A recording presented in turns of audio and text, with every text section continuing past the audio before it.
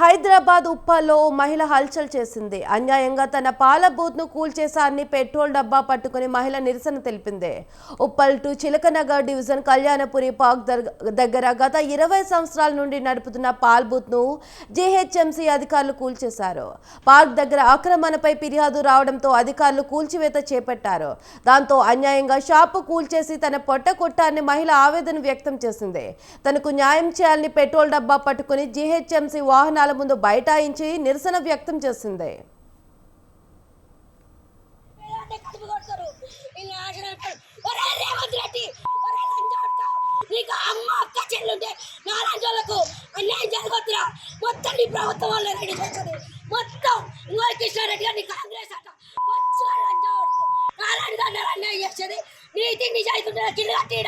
ఇల్లు కట్టియాలి, లేకుంటే నీ పార్టీ ఉండదు, నాశనం అవుతుంది.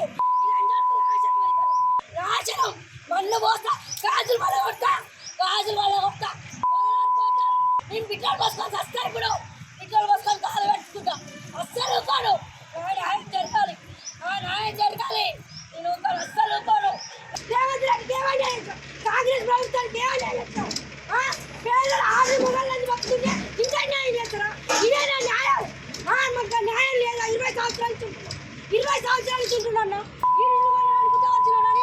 అర్థం ఇస్తే జీహెచ్ఎంసీ సపోర్ట్ అయ్యి నా పాలట్ల బ్రిడ్జ్లు అన్ని నాశనం చేస్తారు. ఇది నా న్యాయం లేదా? ఇదేనా న్యాయం? అయిపోయింది కదా, అయిపోయింది కదా, అంతే చేసి కదా. నన్ను కూడా కొట్టేసి, నన్ను కూడా చంపేసి చంపేలా.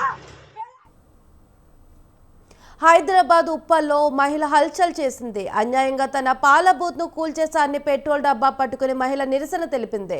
Uppal to Chilakanagar division Kalyanapuri park దగ్గర గత 20 సంవత్సరాల నుండి నడుపుతున్న పాల్ బూత్ను జీహెచ్ఎంసీ అధికారులు కూల్చేశారు. పార్క్ దగ్గర ఆక్రమణపై ఫిర్యాదు రావడంతో అధికారులు కూల్చివేత చేపట్టారు.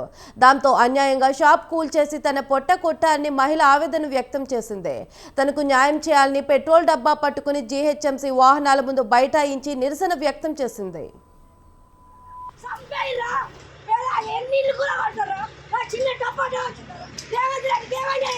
కాంగ్రెస్ ప్రభుత్వానికి ఏమైనా చేస్తాం?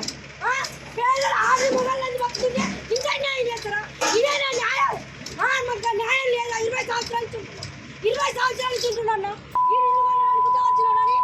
అర్థం ఇస్తే జీహెచ్ఎంసీ సపోర్ట్ అయ్యి నా పాలట్ల బ్రిడ్జ్లు అన్ని నాశనం చేస్తారు. ఇది నా న్యాయం లేదా? ఇదేనా న్యాయం?